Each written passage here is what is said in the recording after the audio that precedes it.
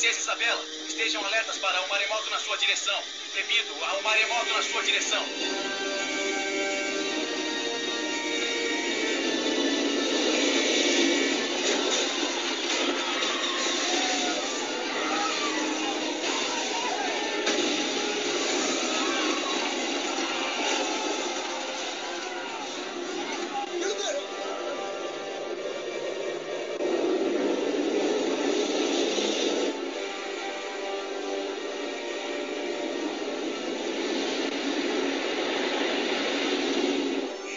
Aqui é o comandante Jameson. Temos uma emergência. Um maremoto na nossa direção. Todos devem ir para o convés inferior imediatamente.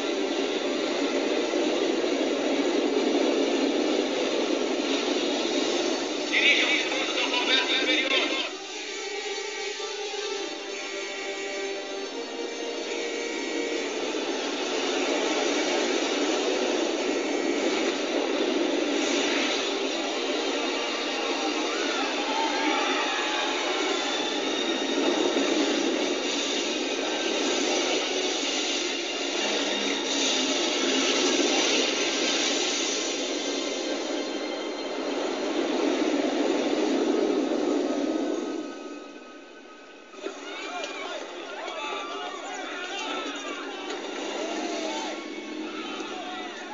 Camp Dave, Maryland.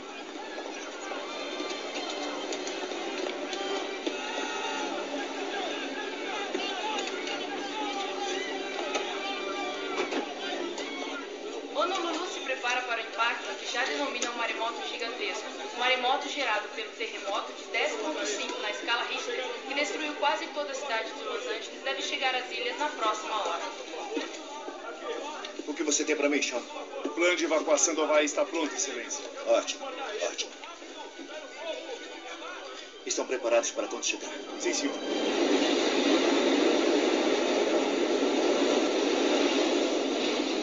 Waikiki, Havaí.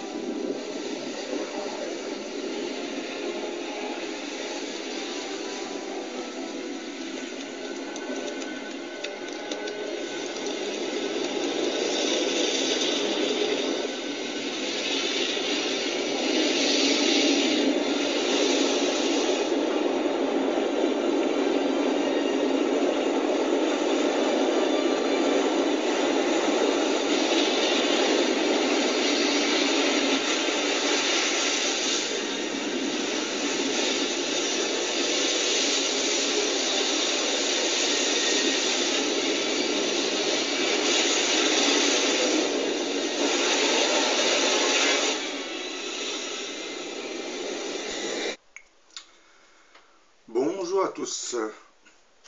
Dans le chapitre 11 du livre de Daniel, nous lisons qu'un puissant dirigeant doit encore apparaître sur la scène mondiale. Ce roi qui s'élèvera en Europe fera ce qu'il voudra, il s'élèvera, il se glorifiera au-dessus de toutes les nations. Au temps de la fin, le roi du Midi se heurtera contre lui, une puissance située au nord du roi du Midi. Et le roi du Septentrion fondra sur lui comme une tempête avec des chars et des cavaliers et avec de nombreux navires. Il s'avancera dans les terres, se répandra comme un torrent et débordera. Il étendra sa main sur divers pays et le pays d'Égypte n'échappera pas à son destin.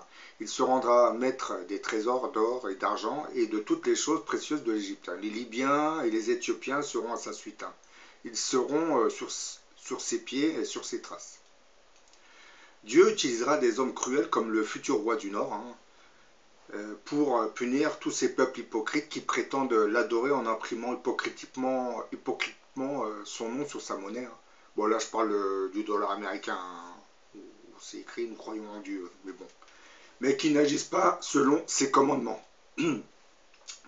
Ce futur roi du monde exécutera la colère divine contre toutes ces nations qui ont rejeté ces valeurs, les valeurs divines, pour se tourner vers les plaisirs du péché. Et puis vous savez très bien que notre société est en plein dedans dans les loisirs et ce plaisir des péchés. Et comme je n'ai cessé de le dire dans mes vidéos, hein, l'Antéchrist sera le châtiment que Dieu nous infligera pour notre mauvaise conduite. Vous avez bien compris que ce roi dont parle Daniel est en fait l'Antéchrist. Dans le chapitre 24 de Matthieu, verset 12, il est écrit hein, « Et parce que l'iniquité se sera accrue, l'amour du plus grand nombre se refroidira. » Malgré cette époque de débauche, certaines nations, telles que les États-Unis, prétendent être une nation chrétienne. Certes, il existe probablement des Américains qui ont gardé leur foi, hein, mais ils sont minoritaires dans ce pays. Hein. Mais en règle générale, la puissance américaine a finalement plongé dans un matérialisme dépravant qui en fait est la résultante de l'influence juive qui y ont apporté les valeurs dépravantes de cette culture du veau d'or. Comme vous le savez, aux États-Unis, le lobbying juif est très puissant et il contrôle une partie de l'activité économique du pays. Aujourd'hui, la perversion qui est véhiculée par nos sociétés de loisirs et de divertissement, télévision, films, cinéma, musique, etc., égale finalement les plaisirs de la Rome antique. Vous savez comment l'Empire romain s'est écroulé, hein, il s'est écroulé suite aux invasions barbares. Quant au sexe, aux drogues addictives, comprenant l'alcool et autres substances chimiques, et surtout à cette montée en puissance de la barbarie, elle est décuplée et c'est un indicateur de l'influence grandissante des forces du mal dans nos sociétés. La base même de cette culture de la dépravation réside en fait à Los Angeles, hein, considérée comme la capitale mondiale du cinéma. C'est à Los Angeles, plus que partout ailleurs dans le monde, que sont produits les plus grands nombres de films où on voit la débauche et l'alcool et la violence hein, qui sont diffusés dans tous ces films, hein, qui sont là que pour conditionner la nature humaine. Parce que comme vous le savez, le cinéma, les films américains sont diffusés sur les 3/4 du monde. Et sans oublier ces programmes télévisés qui mettent en avant le meurtre, le chaos, la perversion et les rapports sexuels illicites. Hein. Bon, ça, c'est pas qu'aux États-Unis, hein. En Europe, c'est pareil, en France, c'est pareil. Hein. Tous ces programmes qui légalisent carrément certaines pratiques sexuelles, mais bon. La Californie est depuis longtemps considérée comme le fer de lance de presque toutes les formes de perversion connues des hommes. Aussi, Dieu, qui guide les affaires des hommes et des nations, est en droit de punir une telle dégénérescence, hein, une telle rébellion contre ses lois, hein, et ses voies par un peuple qu'il avait grandement béni. Les scientifiques de l'US Geological Survey, Institut d'études géologiques des États-Unis, avaient rapporté en mai 2008, hein, ça fait déjà plus de 10 ans, hein, que si un séisme de magnitude 7 ou 8 se produisait le long de la faille de San Andreas, en Californie, comme vous le savez, hein, il causerait plus de 50 000 blessés et des centaines de morts, et plus de 200 voire 300 milliards de dollars américains de dégâts. Bon, c'est un rapport, comme vous l'avez constaté, qui minimise vraiment l'étendue d'une telle catastrophe, parce que lorsque ça va se produire, ce n'est pas des milliers de blessés, ce sont des centaines de millions, des centaines de milliers de morts. Vous voyez, il faut nuancer quand même. Hein. Et pour ce qui est des dégâts, c'est beaucoup plus. Hein. C'est carrément, vous avez la moitié du continent, des États-Unis qui va être dévasté. Hein. La faille de San Andreas sera la réponse que Dieu enverra au peuple américain et plus précisément au puissant lobbying juif qui contrôle cette machine de la perversion qu'on appelle Hollywood. Certaines nations européennes, tout comme les États-Unis et le Canada, posséderaient un pourcentage élevé de leur population qui disent croire en Dieu et qui vont régulièrement à l'église. Ce comportement hypocrite est un autre indicateur de la fin des temps, hein, car tous ces peuples qui se disent croyants sont au service d'un système de gouvernance qui par ses lois légalise la perversion sur une échelle planétaire. Bon là, quand je parle de légalisation de la perversion, je parle du mariage gay, je parle de l'avortement, je parle de la pornographie. Aujourd'hui, je parle des lois de Chiapa qui veulent éduquer la sexualité à des enfants à partir de l'âge de 3 ans, c'est-à-dire on va fabriquer les futurs sodomites de nos sociétés. Et ce système dit démocratique est dénoncé dans le chapitre 17 de l'Apocalypse de Saint Jean, où on nous parle du jugement de cette grande prostituée de l'Apocalypse avec qui les rois de la terre se sont enivrés du vin de sa prostitution. Vous ne pouvez plus continuer d'aller fièrement à l'église en sachant que le logiciel qui gouverne votre pays est cette fameuse grande prostituée qu'on appelle la grande prostituée de l'Apocalypse. Lorsque les chrétiens se réveilleront, on assistera au déclenchement d'une multitude de guerres civiles qui aboutiront à une déflagration mondiale qui culminera avec la bataille d'Armageddon. Comme nos oligarchies craignent cette réalité, ils essaient par tous les moyens, surtout par le truchement de leur puissant réseau médiatique, d'orienter le mécontentement populaire vers un autre ennemi qu'on appelle aujourd'hui Daesh ou l'islamisme radical. Ça, vous l'avez déjà compris, parce que j'en ai parlé dans d'autres vidéos. Et comme toutes ces oligarchies sont aux ordres du diable, oui, c'est devenu, parce que ces oligarchies sont antichristiques, il ne faut pas l'oublier. Donc, comme toutes ces oligarchies sont aux ordres du diable, eh bien, ce dernier en profite pour stimuler Daesh afin qu'il attaque certaines nations dites européennes. Cela lui permet entre autres de fabriquer ce fameux ennemi intérieur dit islamiste, que les oligarchies recherchent pour ne pas être confrontées à la guérilla chrétienne, qui, elle, comme vous vous en doutez, détruira complètement la puissance de ces mêmes oligarchies. Parce que lorsque ce sont des chrétiens qui vont s'aventurer à s'attaquer aux oligarchies, ça ne sera pas le même impact que si c'était des petits musulmans, parce que les musulmans, on peut mobiliser la population contre. Quand c'est des forces chrétiennes, c'est plus pareil, parce que ces populations sont plus ou moins chrétiennes. Donc là, ça va être beaucoup plus difficile de mobiliser la nation contre une telle guérilla, puisque ce sont des chrétiens qui vont combattre des non-chrétiens, puisque ces chrétiens vont combattre ceux qui dirigent notre république, nos républiques et nos nations, qui sont, comme vous le savez, noyautés par la franc-maçonnerie, certains esprits démoniaques et par l'obéine juif aussi. Les armées qui servent actuellement toutes ces oligarchies éclateront en plusieurs factions qui s'affronteront progressivement. Ça, c'est lorsque les guerres civiles se déclencheront. Puisque les armées ne voudront pas suivre, obéir aux oligarchies, puisque en face d'eux, ce ne sont plus des musulmans qu'ils vont avoir, mais des gens de leur propre race, de leur propre ethnie, et qui ont à peu près la même religion. Je dis à peu près la même religion, mais bon, la religion chrétienne a complètement disparu, parce que nous sommes dans des pays complètement déchristianisés depuis la Révolution française, comme vous en doutez. Bien entendu, l'Antéchrist sera l'instigateur de toutes ces révolutions qui nous rapprocheront inévitablement des tribulations de l'Apocalypse. Et suite à cette multitude de guerres civiles, il va naître au sein de l'Europe, des États-Unis, du Canada, des forces chrétiennes qui composeront des armées intérieures, des armées parallèles, qui, elles, serviront la cause du grand monarque. Et ces armées dites chrétiennes, qu'elles soient en France, en Italie, en Allemagne, aux États-Unis, au Canada, vous verrez dans le futur, elles porteront tous le même uniforme, sauf qu'elles auront comme sur leur bras un petit mot de code qui sera GOG, qui veut dire GOG. Parce que ces différentes puissances chrétiennes posséderont sur leurs uniformes le drapeau de leur pays et en dessous le terme GOG. Ça sera le même uniforme, mais bon, ça ne sera pas les mêmes nationalités, sauf qu'ils auront tous le même nom de code GOG. Du côté musulman, c'est exactement la même chose. Vous allez avoir des mini-conflits, des mini-guérillas qui vont se développer dans la grande majorité des pays arabo-musulmans. Ces guérillas vont déstabiliser ces pays, et c'est pareil, ils porteront les mêmes uniformes que ceux des armées dites des forces chrétiennes.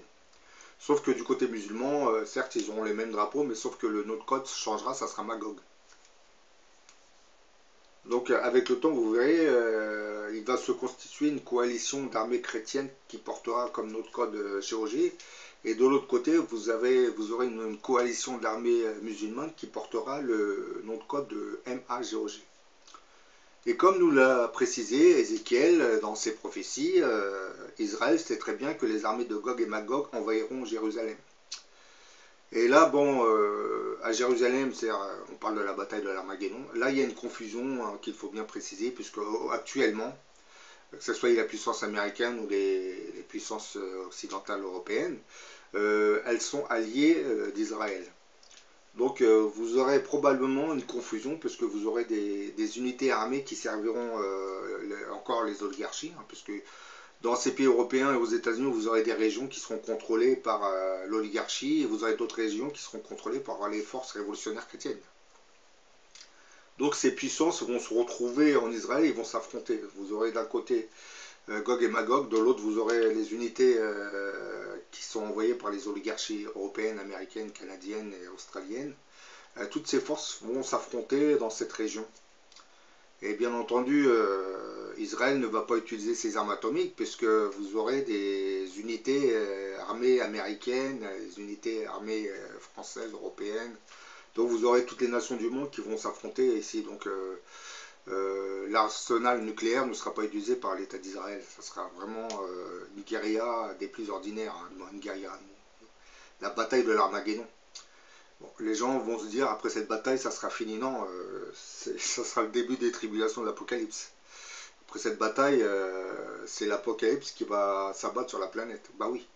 Parce que comme je l'ai dit dans beaucoup de mes vidéos, la mission première de l'Antéchrist, c'est de libérer ce monde de l'emprise maléfique des forces du mal, qui le gangrène, et surtout de purifier et de nettoyer cette planète du mal qui l'arrange. Donc l'Antéchrist, lui, s'il est là, c'est que il apporte avec lui l'Apocalypse, hein, parce que c'est écrit dans le livre de l'Apocalypse de Saint Jean. Hein. Et ce n'est qu'après, après ce déluge d'eau, de catastrophe, que le Christ redescendra sur la planète. Donc il y a encore beaucoup de temps. Hein. Je ne parle pas, c'est vrai que je ne parle pas, je ne donne pas d'échelle de temps concernant ce qui se prépare dans le futur. Hein. Puis il ne faut pas oublier aussi l'option, le facteur extraterrestre. Hein. Puisque lorsqu'on évoque le facteur extraterrestre, du côté musulman, on nous dit que, du côté chrétien déjà, bon, pour beaucoup ça n'existe pas, hein, vous le savez. Hein. Les gouvernements disent, n'en parlent pas, mais bon, comme nous le savons, aux États-Unis, ils n'en parlent pas, mais ils récupèrent les vaisseaux extraterrestres, ils travaillent dessus. Hein. Ils n'en parlent pas parce qu'ils ne connaissent pas la finalité et les programmes de ces civilisations extraterrestres qui arrivent vers notre système solaire. Et en plus, en sachant que le grand monarque va se manifester, lui c'est pareil, il ne divulguera pas les programmes du futur. C'est pour cette même raison, dans une précédente vidéo, j'avais parlé de l'affaire Benalla. On se déchaîne contre lui parce qu'en réalité, le monsieur est d'origine maghrébine et arabe. On nous dit, oui, vous vous rendez compte, un Marocain à l'Élysée, il a entre les mains les secrets du palais de l'Élysée. Oui, mais le problème, je vous ai dit, celui que vous appelez le grand monarque, il sera d'origine musulmane. Il va contrôler l'activité extraterrestre. Même les membres du gouvernement français n'auront aucune information sur ce qui se passe réellement dans le pays. Parce qu'ils ne recevront aucune information. Parce que lui, il garde ses informations pour ses forces à lui. Les forces chrétiennes et les forces musulmanes, eux, ceux qui sont au-dessus, l'élite, seront informés. Mais les membres des gouvernements et des oligarchies ne connaîtront rien de ce qui se passe, ce qui se prépare. Même, j'ai déjà parlé dans une précédente vidéo, je disais que probablement nos visiteurs extraterrestres auraient probablement commencé à nous débarquer du matériel sur certaines bases françaises. Mais ça c'est pareil, même si le gouvernement contrôle cela, il ne connaît pas la finalité de tous ces programmes. Les militaires en France se contenteraient de réceptionner ce matériel, mais ils ne connaissent pas les programmes. Mais c'est ce que je dis, le grand monarque ne divulgue aucun programme. Parce que c'est lui l'autorité, ça sera l'autorité suprême, donc il faudra lui obéir ou le combattre. C'est clair et limpide comme de l'eau claire. Et c'est pour ça que quand on parle de Benalla, je souris un peu, hein, parce que dans le futur, ça va être le contraire. C'est le gouvernement français et la présidence qui sera un peu dans, comment dire, l'expectative, hein, parce qu'ils n'auront aucune information des programmes de ce grand monarque.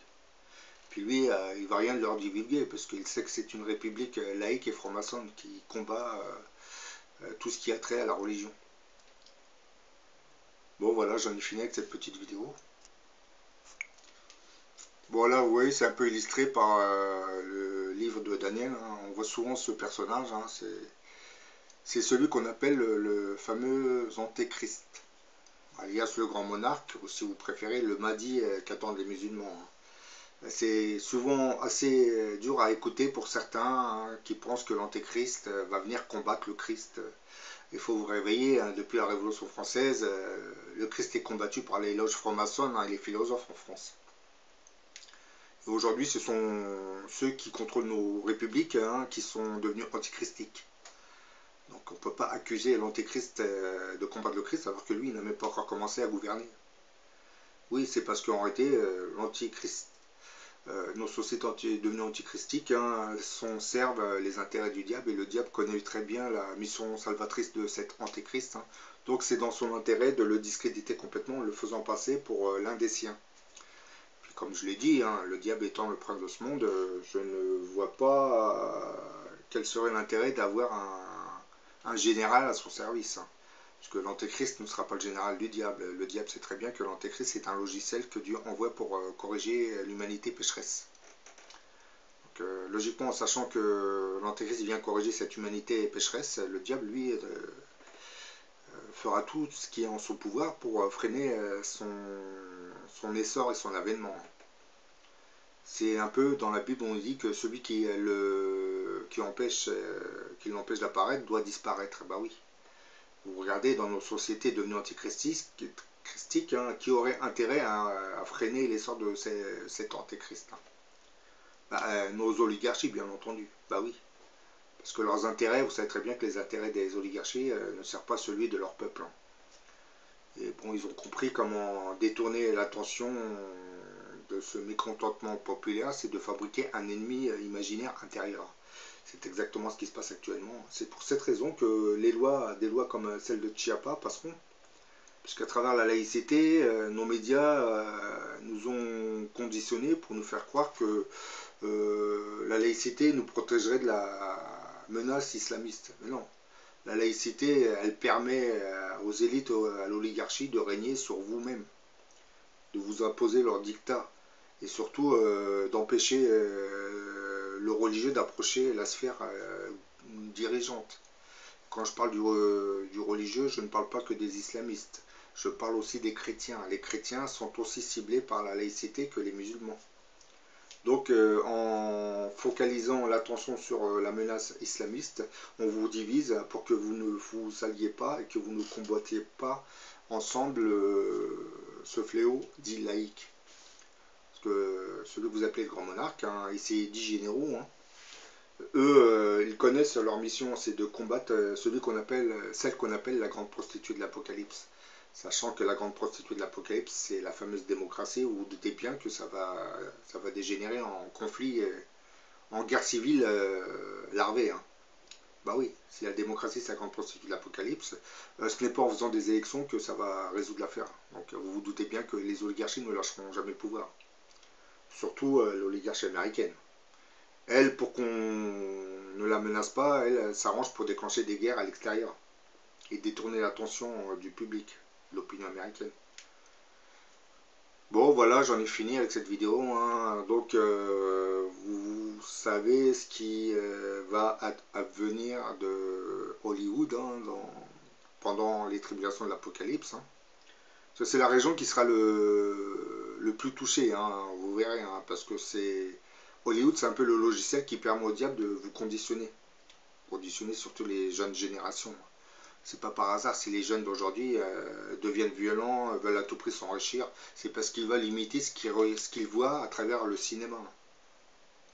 Vous savez, quand on vous présente des dealers, des trafiquants de drogue qui vivent dans des villas somptueuses, qui ont des voitures de luxe et qui mènent la belle vie, hein, ils ont un train de vie incroyable, et ben, ça attire le regard de beaucoup de monde, hein, parce que les jeunes d'aujourd'hui, pour beaucoup d'entre eux, ils ne veulent pas aller se fatiguer à se faire exploiter dans une usine hein, qui les paye avec des salaires misérables. Hein. Ça, c'est un autre problème, vous voyez, nos salaires, ils sont tellement bas que vous pouvez même plus vous révolter parce qu'on vous a mis en face de vous la menace islamiste. Donc même ça, vous voyez, juste à cause de cette surmédiatisation des attentats de Daesh, du voile islamique et tutti frutti, j'allais dire, eh ben, on vous a inculqué une vision pour que vous ne vous révoltiez pas contre le système économique mis en place. Et la baisse, du moins les salaires qui sont très très bas et le pouvoir d'achat qui n'arrête pas de se réduire sont en grande partie responsables de